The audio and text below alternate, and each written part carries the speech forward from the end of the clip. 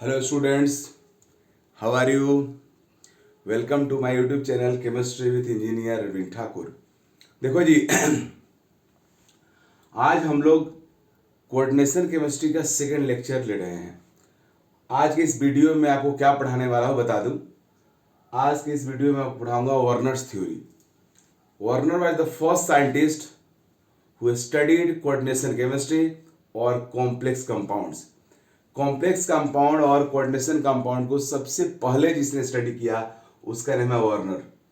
और वर्नर ने स्टडी किया कॉम्प्लेक्स कंपाउंड का और फिर उसके बारे में अपने पोस्टुलेट्स दिया। पोस्टुलेट्स का मीनिंग क्या होता है? Postulates means postulates means conclusion. किसी एक्सपेरिमेंट का, किसी ऑब्जर्वेशंस के कंक्लूजन को हम लोग पोस्टुलेट्स बोलते हैं। तो आज मैं पढ़ाऊंगा वर्नर्स थ्योरी।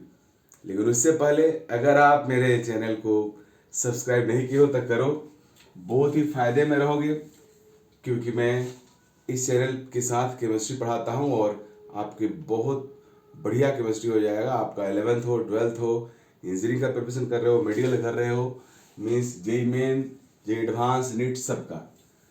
तो चलो देखते हैं वर्नर्स थ्योरी का पोस्टुलेट्स क्या है।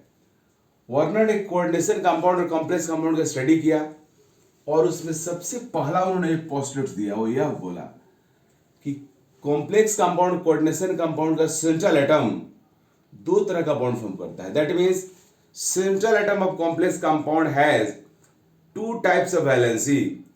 One is called primary and other is secondary. Primary valency and other is secondary valency.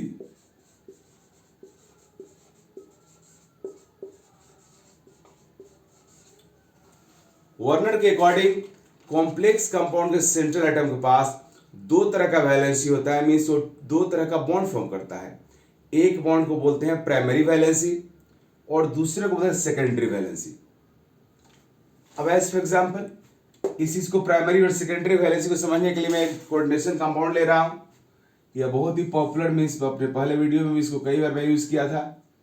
CONH3 का होल 6Cl3। चलो इसी कॉम्प्लेक्स कंपाउंड को मैं ले रहा हूं। वर्नर के अकॉर्डिंग ये सेंट्रल एटम जो कोबाल्ट है, ये दो तरह का इसमें बॉन्ड फॉर्म किया है। वन बॉन्ड इसका प्राइमरी है और दूसरा बॉन्ड सेकेंडरी है। अब इस कॉम्प्लेक्स कंपाउंड में हमारा सेंट्रल एटम दो ही तरह का बॉन्ड फॉर्म करता भी है रियल में। एक को बॉन्ड फॉर्म करता है किससे? जी लिगेंड से।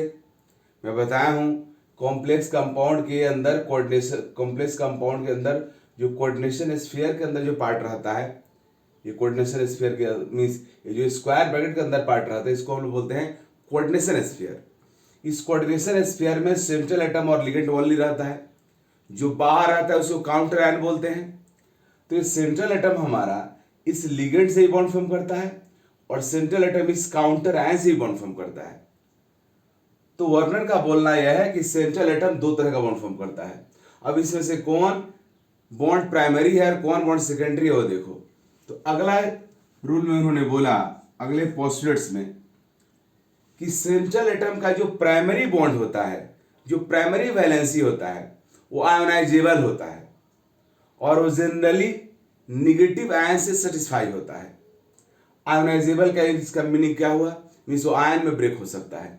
मीन्स सेंट्रल एटम जो प्राइमरी बॉन्ड फॉर्म किया है जिससे, वो आयोनाइजेबल होता है और सेकेंडरी बॉन्ड और सेकेंडरी वैलेंसी नॉन आयोनाइजेबल होता है। मीन्स वर्नर ने बताया कि हमारा जो सेंट्रल एटम है और जो काउंटर आयन है, सेंट्रल एटम और काउंटर आयन के बीच का जो बॉन्ड है वो प्राइमरी बॉन्ड है और आयोनाइजेबल है। आयोनाइजेबल का मीनिंग यह हुआ कि इसको अगर आयोनाइज करोगे, वाटर में डालोगे, एक्वस सॉल्यूशन डालोगे तो आयन से ब्रेक हो जाएगा। आयोनाइजेबल का मीनिंग यही हुआ, इसको वाटर में डालोगे तो आयन से ब्रेक हो जाएगा। क्योंकि कोऑर्डिनेशन कंपाउंड भी एक इनऑर्गेनिक कंपाउंड से आयोनिक इनऑर्गेनिक कंपाउंड है, क्योंकि उसके पास कैटायन आयन दोनों रहता है। तो वर्नर के अकॉर्डिंग इसको जब एक्वस सॉल्यूशन में अगर पुट करोगे तो यह हमारा जो प्राइमरी वैलेंसी है सेंट्रल एटम का, वो आयोनाइज हो जाएगा, आयन में ब्रेक हो जाएगा। ये बोलना है वर्नर का। तो वर्नर के अकॉर्डिंग सेंट्रल एटम और काउंटर आयन के बीच में जो बॉन्ड रहता है वो प्राइमरी होता है और सेंट्रल एटम और लिगेंड के बीच का जो बॉन्ड रहता है वो सेकेंडरी होता है। ये आपको थोड़ा अटपटा लगता होगा कि सेंट्रल एटम के ज्यादा करीब कौन है, लिगेंड है, और सेंट्रल एटम से डिस्टेंट कौन है, काउंटर है। तो सेंट्रल एटम और काउंटर के बीच ज्यादा दूरी दिख रहा है जो रिप्रेजेंटेशन में है, क्योंकि इसके बगल में लिखा हुआ है, दूर लिखा हुआ है। तो आई थिंक उसके अकॉर्डिंग तो होना चाहिए, ये प्राइमरी बॉन्ड होना चाहिए और सेकेंडरी होना चाहिए।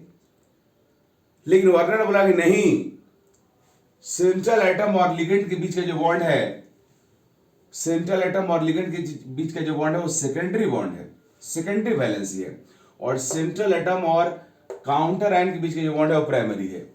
तो ऐसा क्यों बोला? इसके पीछे रीजन यह है कि आप याद करो, मैं अपने फर्स्ट वीडियो में क्या पढ़ाया हूं, कॉम्प्लेक्स कंपाउंड का फॉर्मेशन कैसे होता है। इस कॉम्प्लेक्स कंपाउंड का फॉर्मेशन कैसे हुआ होगा? तो कोबाल्ट क्लोराइड पहले रहता है, कोबाल्ट क्लोरीन से पहले बॉन्ड फॉर्म किया रहता है, फिर आता है अमोनिया,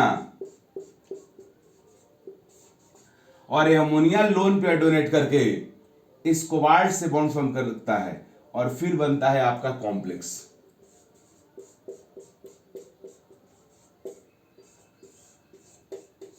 तो आप खुद समझो कि प्राइमरी बॉन्ड किसको होना चाहिए। कोबाल्ट पहले क्लोरीन से बॉन्ड फॉर्म किया है, कोबाल्ट पहले काउंटर आयन से बॉन्ड फॉर्म किया है, that's why this bond should be primary, this valency should be primary. जो मींस कोबाल्ट का वह वैलेंसी, वैलेंसी क्या होता है? वैलेंसी होता है उस इलेक्ट्रॉन का नंबर जो केमिकल बॉन्ड में इन्वॉल्व रहता है। तो हमारा कोबाल्ट पहला बॉन्ड क्लोरीन से फॉर्म किया हुआ है, मींस पहला बॉन्ड काउंटर आयन से फॉर्म किया हुआ है, इसलिए प्राइमरी हुआ, और उसके बाद वो लिगेंड से बॉन्ड फॉर्म करता है, इसलिए वो सेकेंडरी हुआ, राइट। तो मैं आपको क्लियर किया वार्नर का पोस्टुलेट्स की प्राइमरी वैलेंसी और सेकेंडरी वैलेंसी क्या होता है। तो वार्नर का फर्स्ट पोस्टुलेट ये है कि central atom of complex compound, इसको आप लिख सकते हो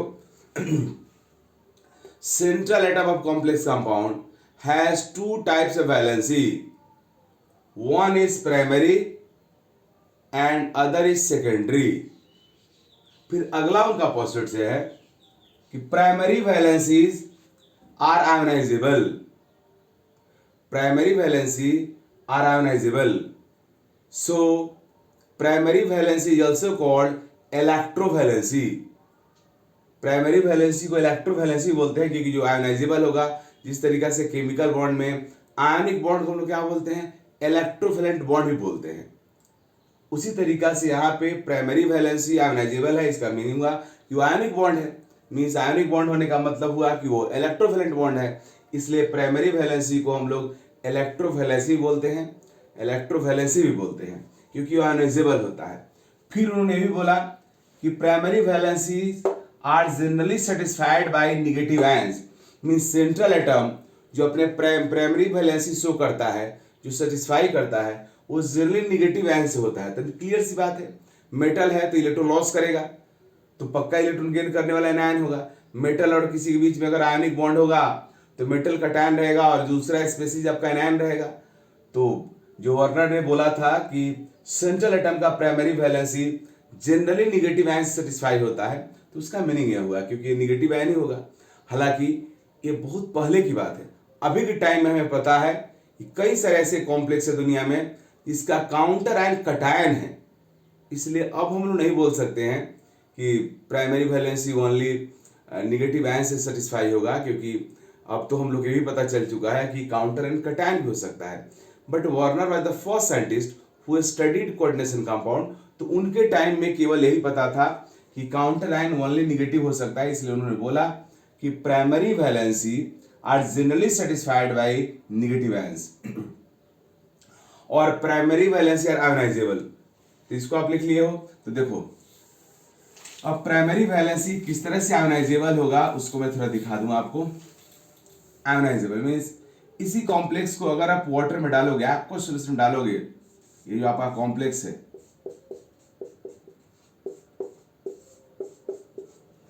इन एक्वस सॉल्यूशन इसको पुट करोगे या इन वाटर, तो व्हाट विल हैपन, वार्नर के अकॉर्डिंग अपने आयन ब्रेक हो जाएगा, means counter ion coordination sphere अलग अलग हो जाएगा। तो यहाँ पे यह पहले लिखा हुआ है तो कटायन है, बाद में काउंटर आयन है तो एनायन है, तो ब्रेक करते हैं। तो नॉर्मल हम रूल जानते हैं कि किसी भी आयनिक कंपाउंड में कटायन का जो नंबर रहता है वो एनायन का चार्ज और एनायन का नंबर कटायन का चार्ज होता है। तो यहाँ पे एनायन तुम्हारा क्या है, Cl है, इसका नंबर कितना है, ये 3 है। तो हमारे कोऑर्डिनेशन स्फीयर पे चार्ज कितना आ जाएगा, 3 CONH3 का होल 6, 3 प्लस और प्लस, कोऑर्डिनेशन स्फीयर का नंबर कितना है, 1 है। तो कटायन का नंबर 1 है, तो हमारा एनायन जो Cl है इसके ऊपर चार्ज कितना रहेगा, -1। ऐसे भी हम लोग को पता है कि हैलोजन के पास ऑलवेज -1 ही चार्ज हो सकता है। जब भी हैलोजन एनायन होगा ऑलवेज -1 ही रह सकता है, because halogens have 7 electrons in their outer most shell और valence shell, so halogens always need only 1 electron to get octet. इसलिए हैलोजन के पास, क्लोरीन के पास एक ही निगेटिव चार्ज रहेगा। तो इस तरीका से आप देख रहे हो कि आपका कोऑर्डिनेशन कंपाउंड एक्वस सॉल्यूशन में जाकर के आयनाइज हो गया। और देख लो ये जो प्राइमरी वैलेंसी है वो आयनाइजेबल हो गया, आयन में ब्रेक हो गया है। इसी वजह से प्राइमरी वैलेंसी को क्या बोलते हैं, इलेक्ट्रोवैलेंसी। लेकिन ये जो सेकेंडरी वैलेंसी है सेंट्रल एटम और लिगेंड के बीच में, यह आपका नॉन आयनाइजेबल है। वार्नर के अकॉर्डिंग यह आयनाइज नहीं होगा। तो यहां दिख भी रहा है, जब आपने वाटर में डाला तो सेंट्रल एटम और लिगेंड के बीच का बॉन्ड ब्रेक नहीं हुआ, ओनली सेंट्रल एटम और काउंटर आयन के बीच का बॉन्ड ब्रेक हुआ। इसलिए यह आयनिक बॉन्ड हुआ और यह बॉन्ड क्या हुआ, कोवलेंट हुआ। क्योंकि हम लोग पढ़े हैं केमिकल बॉन्डिंग में कोवलेंट बॉन्ड आयनाइज नहीं होता है। यही फर्क है कोवलेंट और आयनिक बॉन्ड में, और आयनिक बॉन्ड आयनाइज होता है। तो वर्नर्स के according secondary valency non ionizable है, इसका मीनिंग हुआ कोवलेंट बॉन्ड है। अब उस कोवलेंट बॉन्ड का क्या प्रॉपर्टीज है उसको हम लोग देखते हैं। तो प्राइमरी वैलेंसी का तो पॉइंट हो गया। अब अगला पॉइंट आपका यह है कि secondary valencies are generally satisfied by neutral species और निगेटिव आयन। ये सेंट्रल एटम और लिगेंड के बीच जो बॉन्ड है उसके बारे में बात हो रहा है। इस secondary valency generally satisfied by neutral species और निगेटिव स्पेसीज। तो देखो यहाँ न्यूट्रल है, अमोनिया न्यूट्रल है। मैं आप सबको लिगेंड्स पढ़ाया हूँ पहले वीडियो में, तो बताया हूँ कि अमोनिया एक न्यूट्रल है, लेकिन यहाँ पे निगेटिव भी हो सकता है वार्नर्स के अकॉर्डिंग। हालांकि अभी के टाइम में हमें पता है कि लिगेंड्स निगेटिव, न्यूट्रल और पॉजिटिव भी हो सकता है, लेकिन उस समय पॉजिटिव के बारे में नहीं था आइडिया। तो उन्होंने केवल बताया कि जो लिगेंड है में जो सेकेंडरी वैलेंसी सेटिस्फाई होगा हमारे सेंट्रल एटम का, वो निगेटिव स्पेसीज से और न्यूट्रल से हो सकता है। तो यह हमारा न्यूट्रल स्पेसीज है अमोनिया, और सेंट्रल एटम और इसके पीछे बॉन्ड रहता है। वार्नर के according secondary valency covalent bond होता है। सिर्फ यहां पे लिगेंड लोन पे डोनेट करके सेंट्रल एटम से बॉन्ड फॉर्म करता है। अगर बॉन्ड कोवलेंट हो गया तो कोवलेंट बॉन्ड डायरेक्शनल होता है। कोवलेंट बॉन्ड डायरेक्शनल, इसका मीनिंग क्या हुआ जी, तो देखो जैसे सोडियम क्लोराइड के बीच में आयनिक बॉन्ड है, sodium plus Cl minus. Sodium chloride को कहीं दिखाते हैं तो हम लोग डायरेक्ट ऐसे लिख देते हैं, लेकिन जब आपसे कहा जाता है कि HCl का बॉन्ड दिखाओ तो आप ऐसे लिखते हो, एक डैश देते हो। क्यों? उसके पीछे रीजन यह है कि सोडियम क्लोराइड में सोडियम और क्लोरीन के बीच में जो बॉन्ड है आयनिक बॉन्ड है। आयनिक बॉन्ड में क्या होता है, 1 एटम इलेक्ट्रॉन लूज करता है, दूसरा गेन करता है। After losing atom becomes cation and after gaining electron atom becomes अनायन। Cation और अनायन के बीच में कूलम्बिक फोर्स ऑफ अट्रैक्शन होता है, जिसकी वजह से दोनों एटम पास पास रहते हैं, और जब कोई पास रहता है तो कहा जाता है उसके बीच में क्या है, बॉन्ड है। तो जो बॉन्ड है इस बॉन्ड का क्या नेम हुआ, आयनिक बॉन्ड, क्योंकि आयन के बीच का बॉन्ड है। यहाँ पे आयनिक बॉन्ड में कुछ ऐसा हुआ नहीं। अब कटायन हो गया तो कटायन एनायन को अट्रैक्ट करेगा, ऐसा नहीं है किसी पर्टिकुलर डायरेक्शन में अट्रैक्ट करेगा, एज ए होल कटायन को as a whole anion attract करेगा। इसलिए आयनिक बॉन्ड का कोई पर्टिकुलर डायरेक्शन नहीं होता है। But in the covalent bond we know that covalent bond is formed by overlapping of atomic, covalent bond is formed by overlapping of atomic orbitals. Covalent bond atomic orbitals के overlapping से form होता है, and atomic orbitals का कोई ना कोई direction होता है, इसलिए कोवलेंट बॉन्ड डायरेक्शनल होता है। और डायरेक्शनल होने की वजह से हमें एक डैश देना पड़ता है। डैश शो करता है कि दोनों ही एटम एक दूसरे से बॉन्डेड है एक पर्टिकुलर डायरेक्शन में। सो तो इस उसी के अकॉर्डिंग वार्नर ने बोला कि सेकेंडरी वैलेंसी डायरेक्शनल होता है। हमारे कॉम्प्लेक्स कंपाउंड में सेंट्रल एटम का सेकेंडरी वैलेंसी डायरेक्शनल होता है। और उसके डायरेक्शनल होने से क्या होगा जी? डायरेक्शनल होने का मीनिंग यह हुआ कि अब इस कॉम्प्लेक्स कंपाउंड का जो भी ज्योमेट्री होगा उस ज्योमेट्री के लिए रिस्पॉन्सिबल होगा कौन? यह secondary valency. Primary valency geometry के लिए रिस्पॉन्सिबल नहीं है, सेकेंडरी वैलेंसी ज्योमेट्री के लिए रिस्पॉन्सिबल है। क्योंकि ये सेंट्रल एटम जो देख रहे हो, इस सेंट्रल एटम के अराउंड में ये सारे लिगेंड का जितना भी बॉन्ड होगा सबके सब डायरेक्शनल बॉन्ड है, क्योंकि कोवेलेंट बॉन्ड है। तो डायरेक्शनल बॉन्ड का जो स्पेशियल अरेंजमेंट होगा वही डिसाइड करेगा कॉम्प्लेक्स कंपाउंड के ज्योमेट्री को।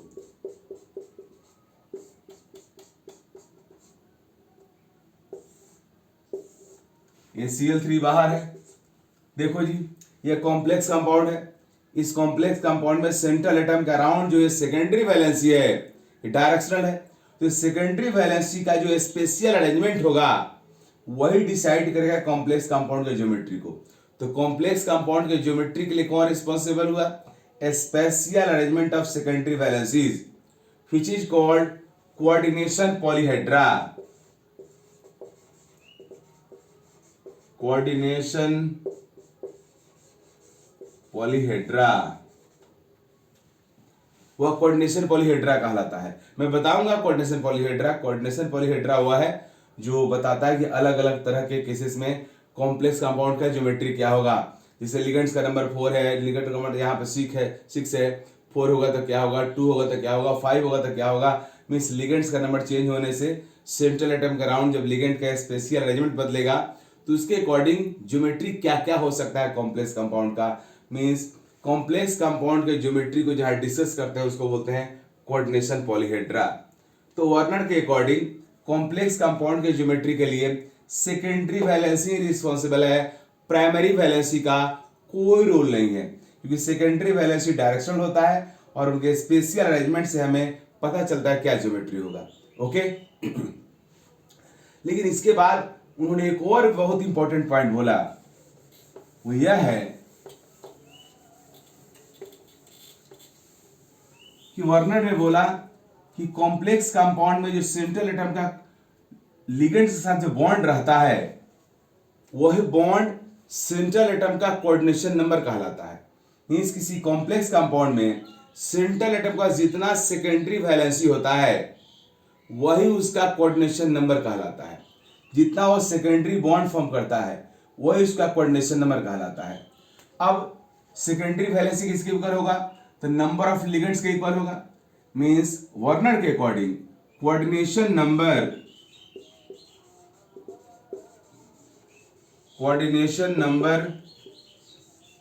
Of A central atom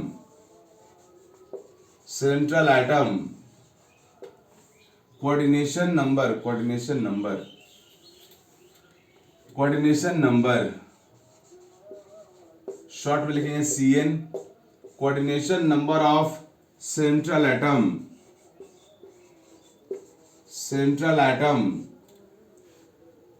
of a complex is equal to number of secondary valency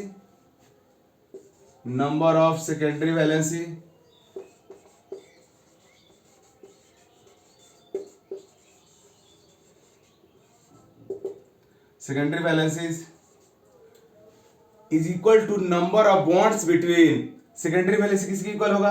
तो जितना लिगेंड सेंट्रल एटम से बॉन्ड फॉर्म करेगा तो number of bonds between central atom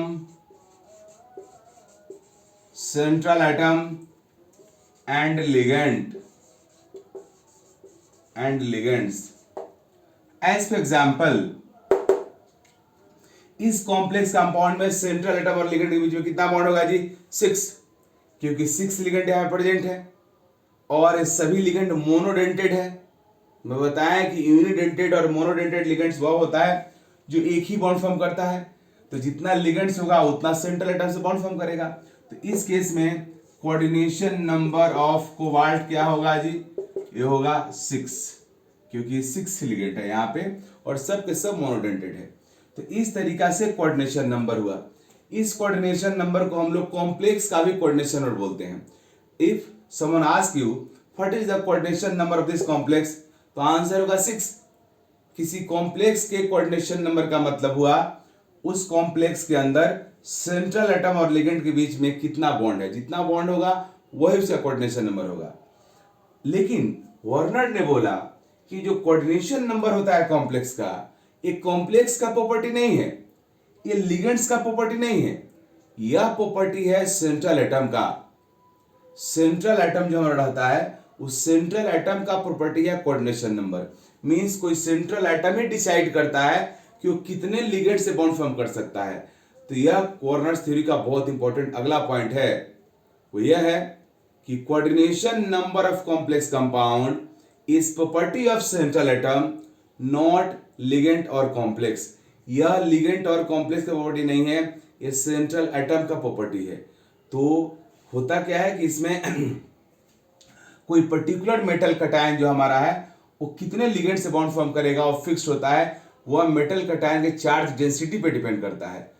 जैसे हमारा यहाँ पे कोबाल्ट जो है +3 के फॉर्म में है, ये कैसे है आगे मैं बताऊंगा आपको ऑक्सीडेशन नंबर कैसे निकालते हैं, लेकिन अभी मैं डायरेक्टली बता रहा हूँ कि ये कोबाल्ट +3 के फॉर्म में हमारा ये कॉम्प्लेक्स कंपाउंड है। तो कोबाल्ट +3 के ऊपर जो +3 चार्ज है इसका क्या कोऑर्डिनेशन नंबर होगा, ये कितने लिगेंड से अट्रैक्ट करेगा, कितने लिगेंड से बॉन्ड फॉर्म करेगा, वो फिक्स होता है। अलग अलग मेटल कटायन का कोऑर्डिनेशन नंबर अलग अलग होता है और वह डिपेंड करता है किस पे, वो मेटल कटायन पे और उसके चार्ज डेंसिटी पे। तो यहाँ पे मैं आपको एक लिस्ट देने जा रहा हूँ जिससे आपको पता चलेगा कि किस किस मेटल कटायन का कोऑर्डिनेशन नंबर क्या होगा और वो आपको याद रखना होगा। तब तक इसको आप देखो, लिख लो।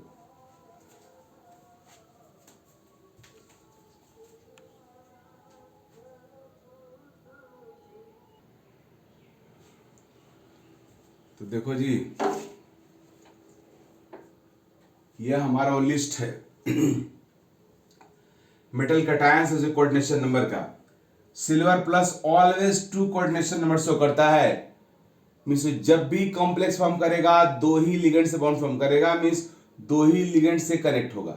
हाँ, अब वो लिगेंड से आपका मोनोडेंटेड 2 होगा तो 2 होगा, अब बाइडेंटेड होगा तो 1 होगा। गोल्ड प्लस का कोऑर्डिनेशन नंबर 2 होता है, लेकिन ये ब्रैकेट में जो दिया हुआ है यह आपका नॉट ऑलवेज, ये कभी कभी किसी किसी कंपाउंड में शो कर सकता है, नॉट ऑलवेज। Hg2+ का कोऑर्डिनेशन नंबर 4 होता है कॉमन, कभी कभी कभी वो 3 भी शो करता है। प्लेटिनम 2+ का फिक्स है 4, Zn2+ 4, कैडमियम 2+ 4, निकल 2+ 4 6 दोनों, कॉपर 2+ 4 6 कभी कभी, Fe2+ 4 6 दोनों कॉमन है। कोबाल्ट 2+ 4 शो करता है जनरली, कभी कभी 6 भी। क्रोमियम 2+ कॉमन है 4, कभी कभी 6 भी। बट Fe+3 फिक्स है, ओनली 6। Fe+3 जब भी कॉम्प्लेक्स फॉर्म करेगा ऑलवेज 6 लिगेंड से कनेक्ट होगा। क्रोमियम +3 फिक्स, कोबाल्ट +3 भी 6, एस्कैडमियम +3 6, टिटेनियम +3 6, प्लैटिनम 4+6, ये फिक्स्ड है। यू मस्ट रिमेंबर दीज, ये याद रखना भी आसान है। जब कोई मेटल कटायन अपने मैक्सिमम ऑक्सीडेशन स्टेट में रहता है तो वह चार्ज डेंसिटी हाईएस्ट रहता है, उस केस में वो मैक्सिमम लिगेंड को अट्रैक्ट कर सकता है, इसलिए उसका कोऑर्डिनेशन नंबर 6 होता है। आपको ये लिस्ट याद रखना है अगर आप चाहते हो कि कोऑर्डिनेशन केमिस्ट्री को अच्छे से समझ पाए और क्वेश्चन उसका कर पाए तो। ओके, अब इस लिस्ट को मिटा रहा हूं मैं। अब वर्नर्स थ्योरी का जो लास्ट वाला टॉपिक है कोऑर्डिनेशन पॉलीहेड्रा, उसको देखो। कोऑर्डिनेशन पॉलीहेड्रा,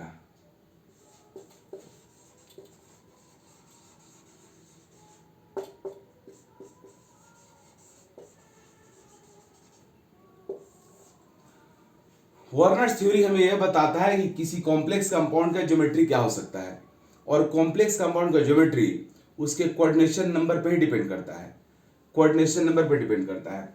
तो कोऑर्डिनेशन नंबर, तो केस करके हम देखते हैं। Case first when coordination number complex is 2। अगर कॉम्प्लेक्स का कोऑर्डिनेशन नंबर 2 है तो ज्योमेट्री क्या हो सकता है जी? इस बार हमारा सेंट्रल एटम के पास 2 ही लिगेंड है। एम से रिप्रेजेंट कर रहा हूं सेंट्रल एटम, और एल से लिगेंड, 2 ही लिगेंड है। तो इस बार सेंट्रल एटम अपने स्टेबिलिटी को बढ़ाने के लिए दोनों लिगेंड्स को एक दूसरे से मैक्सिमम डिस्टेंस पे रखेगा, मींस एक दूसरे से 180 एंगल पे रखेगा, 180 डिग्री। ज्योमेट्री कैसा दिख रहा है इसका जी? लीनियर। मींस जब कोऑर्डिनेशन नंबर 4 होगा तो दोनों ही लिगेंड्स का स्पेशियल अरेंजमेंट इस तरह से रहेगा कि ज्योमेट्री लीनियर हो जाएगा, bond angle 180 degree. Okay. Case 2 when coordination number is equal to 4। Coordination number 3 वाला कॉम्प्लेक्स कॉमन नहीं होता है, वो हम लोग को पढ़ना नहीं है, तो direct coordination number 4। Coordination number 4 के केस में 4 लिगेंड्स रहता है सेंट्रल एटम के पास, तो इसका 2 ज्योमेट्री हो सकता है। एक के अकॉर्डिंग सेंट्रल एटम करता क्या है कि अपने ऑल 4 लिगेंड्स को एक ही प्लेन में रखता है, तो चारों लिगेंड एक ही प्लेन में है, तो ज्योमेट्री कैसा डेवलप होगा जी? स्क्वायर प्लेनर, और बॉन्ड एंगल सब कितना होगा?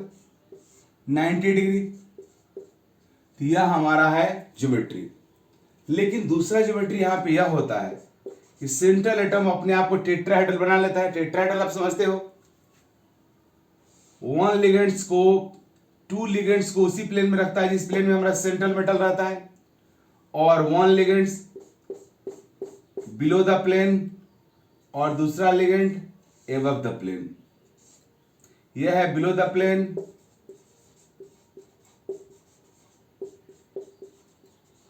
यह है अबव द प्लेन,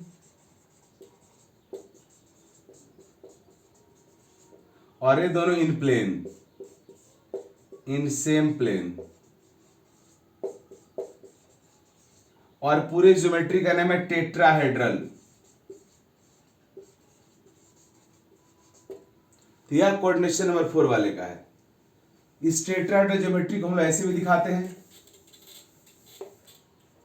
यहां पे सेंट्रल एटम है, एक लिगेंड यहां, एक लिगेंड यहां, एक लिगेंड को यहां, एक लिगेंड को यहां दिखाते हैं। यहां पे सभी लिगेंड्स के बीच का एंगल रहता है 109 डिग्री 28 मिनट या 109 डिग्री 0.5, 109.5 डिग्री ये रहता है। एक ही बात है, सभी एंगल सेम रहता है। इस एंगल को हम लोग टेट्राहेड्रल एंगल बोलते हैं। तो यह हमारा ज्योमेट्री है कॉम्प्लेक्स कंपाउंड का, जिसका कोऑर्डिनेशन नंबर 4 रहता है। कोऑर्डिनेशन नंबर 4 वाला कॉम्प्लेक्स का ज्योमेट्री टेट्राहेड्रल हो सकता है और स्क्वायर प्लेन भी हो सकता है। ये सब चीजें आप केमिकल बॉन्डिंग में ही पढ़े होंगे 11th क्लास में। अब अगला case 3 when coordination number is equal to 5। Coordination number 5 होगा तब सेंट्रल एटम के पास 5 लिगेंड्स है। तो इस केस में भी इसके पास 2 तरह का ज्योमेट्री हो सकता है। एक के अकॉर्डिंग अपने 3 लिगेंड्स को एक प्लेन में रखेगा, और इस तीनों लिगेंड्स को मिलाने से ज्योमेट्री जो डेवलप होगा और ट्रायंगुलर शेप में होगा।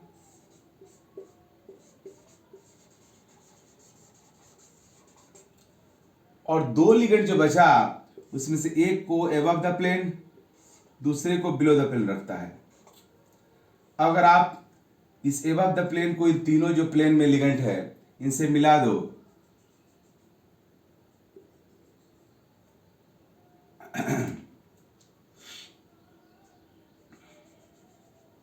और ये जो एबव है इसको भी मिला दो,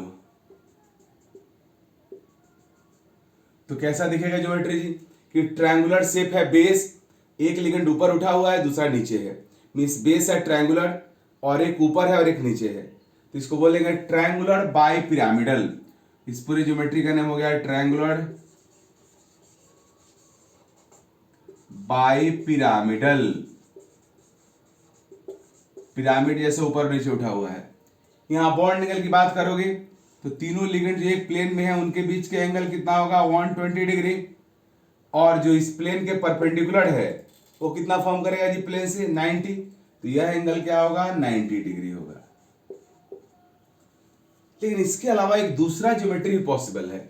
इसमें सेंट्रल एटम करता क्या है कि अपने ऑल 4 लिगेंड्स को एक प्लेन में रख लिया और इससे स्क्वायर प्लेन बन गया, और एक लिगेंड को इस प्लेन के ऊपर रख देता है, प्लेन के ऊपर रख दिया यहां पे। अब इसको इस चारों जो प्लेन में है उससे इसको मिला दो,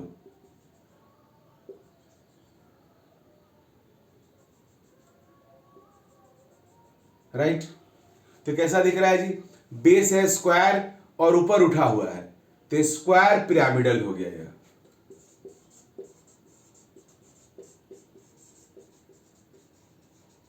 स्क्वायर पिरामिड, राइट। यह है कोऑर्डिनेशन नंबर 5 वाला। अब कोऑर्डिनेशन नंबर 6 वाले कॉम्प्लेक्स को हम लोग देखने जा रहे हैं। कोऑर्डिनेशन नंबर जब 6 रहता है तो हमारे पास सेंट्रल एटम 6 लिगेंड्स है। अब ऑल 6 लिगेंड को सेंट्रल एटम किस तरह से अरेंज करता है उसको देखो। किसी 4 लिगेंड को एक प्लेन में रखता है, एनी 4 लिगेंड को एक वन प्लेन में रखा, राइट। और एक लिगेंड को इस प्लेन के परपेंडिकुलर ऊपर रखता है और दूसरे को प्लेन के परपेंडिकुलर नीचे रखता है। अब जो ऊपर वाला है प्लेन के ऊपर यहां पे, इसको सबसे मिला दो,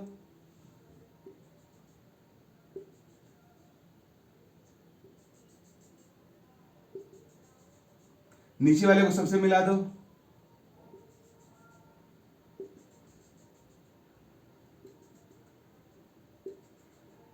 तो ये ज्योमेट्री जो डेवलप हुआ इस ज्योमेट्री को बोलते हैं हम लोग ऑक्टाहेड्रल।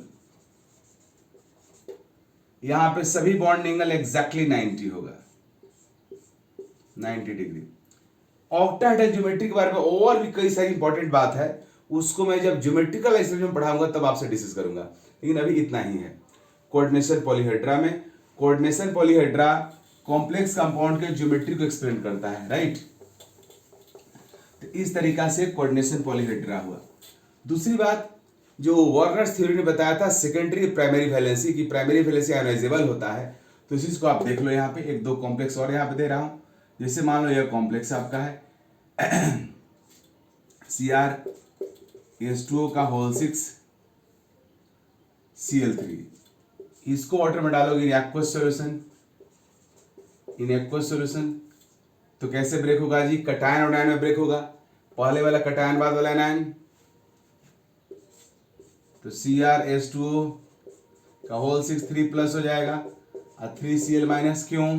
क्योंकि एनायन का नंबर 3 है तो कटायन के ऊपर चार्ज 3 रहेगा, और कटायन का नंबर 1 है तो एनायन के ऊपर चार्ज 1 रहेगा, तो 3Cl- हो गया। अब अगर इस तरह का कॉम्प्लेक्स कंपाउंड है K3FeCN का होल 6, इसको ऑर्डर में डालोगे तो एक कटायन पहले है, मिस कोऑर्डिनेशन काउंटर आयन पहले लिखा हुआ है, इसका मीनिंग हुआ एक कटायन है, तो 3 पोटासियम है K+। हम सबको पता है कि पोटासियम के ऊपर हमेशा +1 चार्ज ही रहेगा कि ग्रुप 1 का मेटल है। फिर भी यहाँ देख लो कोऑर्डिनेशन स्फीयर जो एनायन है इसका नंबर 1 है तो इसके ऊपर चार्ज +1 होगा, और इसका नंबर 3 है तो इस एनायन के ऊपर चार्ज कितना होगा जी -3 होगा। FeCN का होल 6 3-। अब अगर यह कॉम्प्लेक्स है आपका CONH3 का होल 5 Cl सल्फेट, तो देखो बाबू सल्फेट के ऊपर ऑलवेज -2 होता है, हम लोग को पता है, तो सल्फेट पे -2 रहेगा तो इस कटायन पे +2 रहेगा।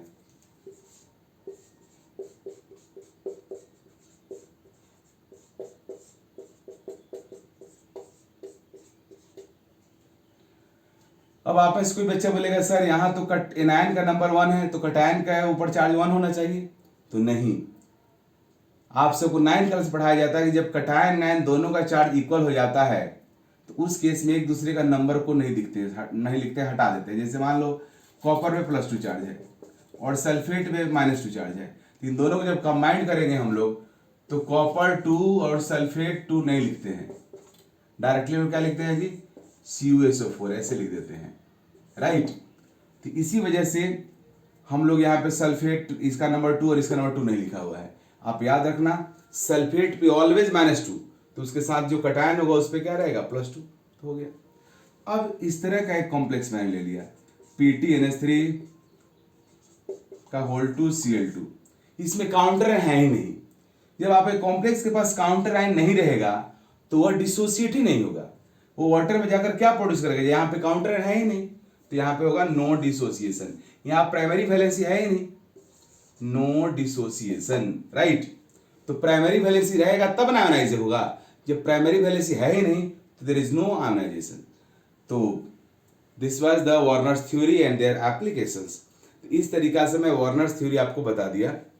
अगले वीडियो में इसके आगे मैं पढ़ाऊंगा आपको और वहां बताऊंगा कुछ इंपॉर्टेंट लिगेंड्स और फिर उसके आगे के पॉइंट मींस ऑक्सीडेशन नंबर कैसे निकालेंगे और IUPAC nomenclature of complex compound. Okay, bye bye.